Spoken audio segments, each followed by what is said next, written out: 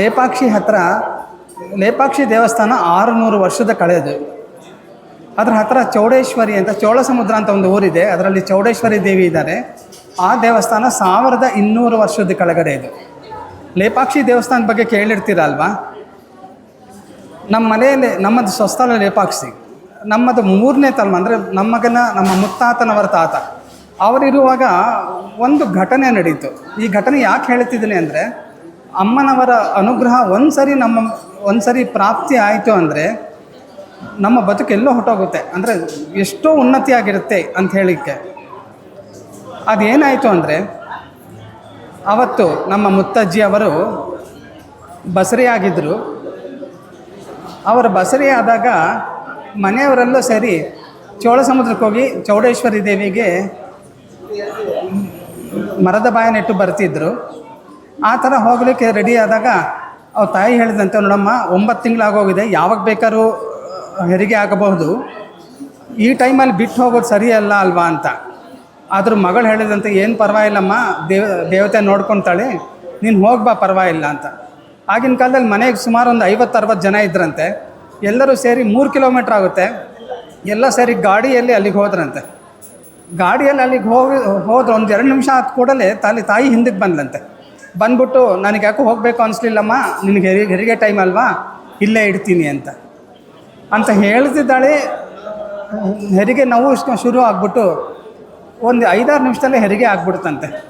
ಆ ತಾಯಿ ಹೆರಿಗೆ ಆದ ನಂತರ ಮಗುವನ್ನು ಬಾಣಂತಿಯನ್ನು ಇದ್ರ ಕ್ಷೇಮ ಅಂತ ನೋಡಿಕೊಂಡು ಮಾತಾಡ್ತಿರೋ ಅಷ್ಟೊತ್ತಿಗೆ ಹೋಗಿರೋ 3 ಗಂಟೆ ಆಯ್ತಲ್ಲ, ಎಲ್ಲ ಹಿಂದೆ ಬಂದ್ಬಿಟ್ಟು ಎಲ್ಲ ಅಲ್ಲಿ ಕುತ್ಕೊಂಡು, ಅಯ್ಯೋ ಎಂಥ ಕೆಲಸ ಆಯಿತು, ಇಷ್ಟು ದಿನ ಕಣ್ಣಿಟ್ಟು ನೋಡ್ಕೊಂಡ್ವಿ, ಇವಾಗ ನೋಡಿದ್ರೆ ಈ ಥರ ಆಯ್ತಲ್ಲ, ಸರಿ ಎಲ್ಲ ಸರಿಯಾಗಿದೆ, ಪರವಾಗಿಲ್ಲ, ಮಗು ಬಾಣಂತಿ ಚೆನ್ನಾಗಿದ್ದಾರೆ ಅಂತ ಹೇಳಿದ್ರು. ಯಾರೋ ಕೇಳಿದ್ರಂತ, ಅಮ್ಮ ಹೇಗಾಯಿತು ನಿನಗೆ, ಇಲ್ಲಿ ಯಾರು ಸಹಾಯ ಮಾಡಿದ್ರು ಅಂತ. ಅದೇನು ನಮ್ಮಮ್ಮ ಹಿಂದಕ್ಕೆ ಬಂದ್ಬಿಟ್ಲಲ್ವಾ, ಬಂದು ನಂಗೆ ಸಹಾಯ ಮಾಡಿದ್ಲು ಅಂತ. ಇಲ್ಲಮ್ಮ, ನಿಮ್ಮಮ್ಮ ನನ್ನ ಜೊತೆ ಬಂದ್ಯಾರಿ ದೇವಸ್ಥಾನಕ್ಕೆ, ಅವ್ರು ನಮ್ಮ ಹತ್ರನೇ ಇದ್ದರು, ಈ 3 ಗಂಟೆ ಅವ್ರು ನಮ್ಮ ಜೊತೆಯಲ್ಲೇ ಇದ್ದರು ಅಂತ ಹೇಳಿದ್ರಂತೆ. ಅಂದರೆ ನಿಮ್ಗೆ ಇವಾಗ ಅರ್ಥ ಆಗಿರಬೇಕು ಯಾರು ಬಂದು ಹೆರಿಗೆ ಎಲ್ಲ ಮಾಡಿಸಿದ್ರು ಅಂತ. ಒಂದು ಸರಿ ಆ ದುರ್ಗಾ ಚೌಡೇಶ್ವರಿಯನ್ನು ಒಂದು ಸಾರಿ ನಂಬಿದರೆ ಅವಳೇ ದಾರಿ ನೋಡಿಸ್ತಾಳೆ.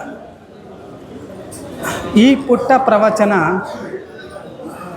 ಶುರು ಮಾಡಲಿಕ್ಕನ್ನ ಮುಂಚೆ ಅಗಜ ಆನನ ಪದ್ಮಾರ್ಕಂ ಗಜಾನನಂ ಅಹರ್ನಿಶಂ ಅನೇಕದಂ ತಂ ಭಕ್ತಾನಾಂ ಏಕದಂತಂ ಉಪಾಸ್ಮಹೇ. ಈ ಪದ್ಯ ಎಲ್ಲ ಕೇಳಿರ್ತೀರಲ್ವ, ಇದಕ್ಕೊಂದು ಸ್ವಲ್ಪ ಅರ್ಥ ಹೇಳ್ತೀನಿ ನೋಡಿ. ಅಗಜ ಆನನ ಪದ್ಮಾರ್ಕಂ ಅಂದರೆ ಪಾರ್ವತಿ ದೇವಿ, ಅಗಜ ಅಂದರೆ ಪಾರ್ವತಿ ದೇವಿ. ಗಣೇಶನ ಮುಖ ನೋಡಿದ ತಕ್ಷಣ ಪಾರ್ವತಿ ದೇವಿ ಮುಖ ಅರಳಿತಂತೆ. ಅವಳು ತುಂಬ ಖುಷಿ ಆಗ್ಬಿಡ್ತು. ಯಾಕಂದರೆ ಗಣೇಶ ಅಂದರೆ ಏನು ಅಲ್ವಾ, ನಗುಮುಖ, ಸದಾ ಹಸನ್ಮುಖ. ಗಜಾನನಂ ಅಹರ್ನಿಶಂ ಅಂದರೆ ಅಹರ್ನಿಶ ಅವನು ಯಾವಾಗ ನೋಡಿದ್ರೂ ಅದೇ ಖುಷಿಯಾಗುತ್ತಿತ್ತು.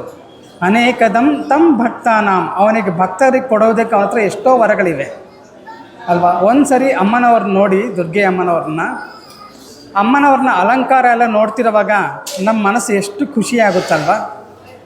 ನಾವು ಅಲಂಕಾರ ನೋಡ್ತೀವಿ, ಬಾಹ್ಯ ಅಲಂಕಾರ, ಆದರೆ ಅಮ್ಮನವರು ಅಂತರ್ ಅಲಂಕಾರ ನೋಡ್ತಾರೆ. ಅಂದರೆ ಅವರು ನಮ್ಮ ಗುಣಗಳನ್ನು ನೋಡ್ತಾರೆ. ನಾವು ಅಮ್ಮನವರ ಮುಂದೆ ನಿಂತ ತಕ್ಷಣ ನಮ್ಮ ಗುಣಗಳನ್ನು ನೋಡಿ ಅಮ್ಮನವರ ಮುಖ ಅರಳಬೇಕು. ಅದು ಸಂತೋಷ ಅಂದರೆ, ಅದು ಗುಣ ಅಂದರೆ. ಬದುಕು ಹಾಗಿರಬೇಕಲ್ವ. ಈ ಪ್ರವಚನ ಅಂದರೆ ಆನಂದವನ್ನೇ ಹರಳುವುದಷ್ಟೇ. ನಮ್ಮಲ್ಲಿರುವ ಆನಂದ, ದೇವರ ಬಗ್ಗೆ ಏನಾದರೆ ಆನಂದ ಇದೆ, ಅದೇ ಆನಂದವನ್ನು ಎಲ್ಲರಿಗೂ ಹಂಚುವುದೇ ಅಷ್ಟೇ ಅಲ್ವಾ. ನಿಮ್ಮದು ವೆಂಕಟೇಶ್ವರ ಸ್ವಾಮಿ ಕೂಡ ಇದ್ದಾರೆ, ಅವ್ರದ್ದೊಂದು ಪುಟ್ಟ ಕಥೆ ಒಂದು ಹೇಳ್ತೀನಿ ಕೇಳಿ. ಒಂದು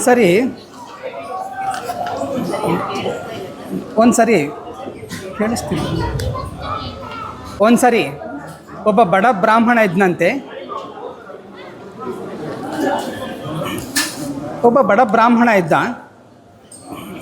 ಅವನು ಅಲ್ಲಿರುವ ಒಂದು ಹಾವಿನ ಒಂದು ಹುತ್ತ ಇತ್ತಂತೆ. ಹುತ್ತದೊಳಗೆ ಹೋಗ್ಬಿಟ್ಟು ಕೈ ಇಟ್ಟ.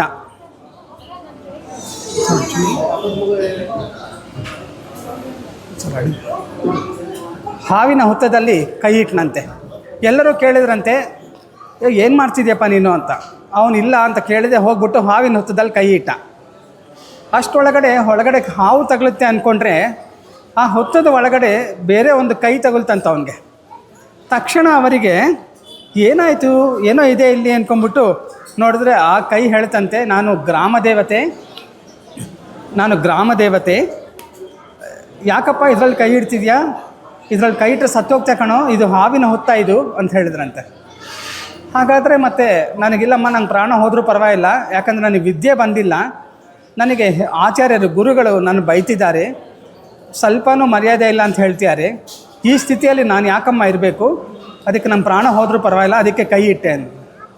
ಅದಕ್ಕೆ ಆ ತಾಯಿ ಹೇಳ್ತಾಳೆ, ಬೇಡಪ್ಪ ಹಾಗೆ ಮಾಡಬೇಡ, ನಿನ್ನ ಮೊಮ್ಮಗ ದೊಡ್ಡ ವಿದ್ವಾಂಸ ಆಗ್ತಾನೆ.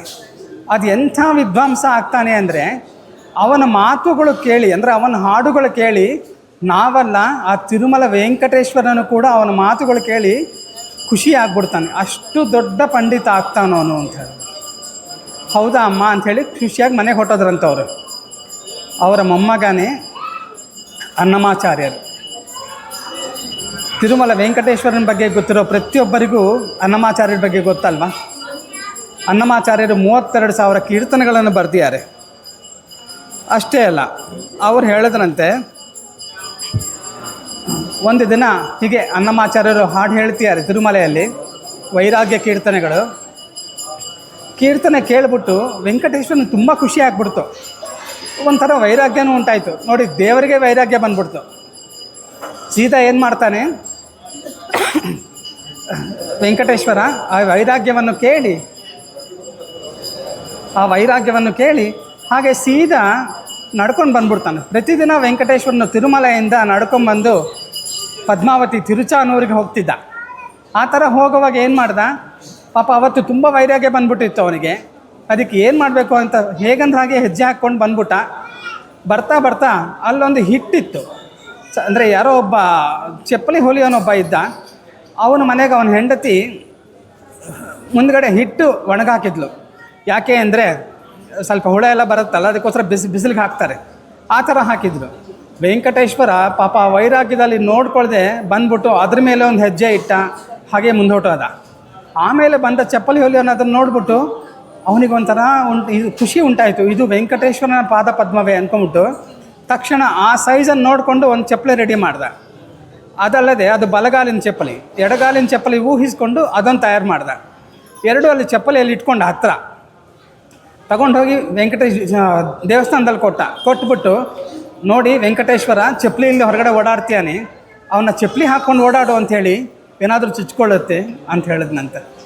ನೋಡಿ ಎಂತಹ ಭಕ್ತಿ ನೋಡಿ. ತಕ್ಷಣ ವೆಂಕಟೇಶ್ವರನ ಅವ್ರ ಆ ಪಾದ ಪದ್ಮಗಳಿಗೆ, ಆ ವೆಂಕಟೇಶ್ವರನಿಗೆ ಆ ಚಪ್ಪಲಿ ಹಾಕಿ ನೋಡಿದ್ರಂತೆ, ಪಾದರಕ್ಷೆಗಳು ಕರೆಕ್ಟಾಗಿ ಸರಿ ಹೋಯ್ತಂತೆ, ಸ್ವಲ್ಪನೂ ಗ್ಯಾಪ್ ಇಲ್ಲದೆ ಸರಿಯಾಗಿ ಸರಿ ಹೋಯ್ತಂತೆ. ಅದರ ನಂತರ ವೆಂಕಟೇಶ್ವರನು ಸೀದಾ ಕೆಳಗಿಳಿದು ಬಂದು ಪದ್ಮಾವತಿ ಹತ್ರಕ್ಕೆ ಹೋದ. ಪದ್ಮಾವತಿ ಒಂಥರ ಸ್ವಲ್ಪ ವೆಂಕಟೇಶ್ವರ ಸ್ವಲ್ಪ ಇದರಲ್ಲಿದ್ದ, ವೈರಾಗ್ಯ ಇದರಲ್ಲಿದ್ದ. ಅದಕ್ಕೆ ಪದ್ಮಾವತಿ ಕೇಳಿದ್ರಂತೆ, ಯಾಕೆ ಇವತ್ತು ಹೀಗಿದ್ದೀರಾ ಅಂತ. ಅವ್ರು ಹೇಳಿದ್ರಂತೆ, ಇವತ್ತು ಅನ್ನಮಾಚಾರ್ಯ ಒಳ್ಳೆ ಕೀರ್ತನೆ ಹಾಡಿಬಿಟ್ಟ, ಅದು ಎಷ್ಟು ವೈರಾಗ್ಯವಿತ್ತಂದರೆ ನನಗೆ ವೈರಾಗ್ಯ ಬಂತು, ಆ ಥರ ಆಗ್ಬಿಡ್ತು ಅಂತ ಹೇಳಿದ್ನಂತೆ. ತಕ್ಷಣ ಅವ್ರು ಹೇಳಿದ್ರಂತೆ, ತಕ್ಷಣ ತಾಯಿ ಬಂದ್ಬಿಟ್ಟು ಅನ್ನಮಾಚಾರ್ಯನ ಕನಸಲ್ಲಿ ಬಂದು ಹೇಳಿದ್ಲಂತೆ, ನೋಡಪ್ಪ, ವೈರಾಗ್ಯ ಹಾಡಿದ್ದೆ ಸಂತೋಷ, ಆದರೆ ಶೃಂಗಾರ ಕೂಡ ಬೇಕು ಪ್ರಪಂಚಕ್ಕೆ. ಸೊ ಇನ್ಮೇಲಿಂದ ವೈರಾಗ್ಯ ಶೃಂಗಾರ 2 ಥರ ಹಾಡನ್ನು ಹಾಡು ಅಂತ ಹೇಳಿದ್ರಂತೆ. ಅವತ್ತಿಂದ ಅನ್ನಮಾಚಾರ್ಯ ಎಲ್ಲ ಥರದ ಹಾಡುಗಳು ಹಾಡ್ದ. ಅವನು ಯಾವ ಥರ ಹಾಡು ಹೇಳಿದ್ರು ಅದರಲ್ಲಿ ಭಕ್ತಿ ಇರೋದು. ಅದಕ್ಕೆ ಶ್ರೀ ವೆಂಕಟೇಶ್ವರ ಕೃಪಾ ಕಟಾಕ್ಷ ಸಿದ್ಧಿರಸ್ತು ಎಲ್ಲರಿಗೂ.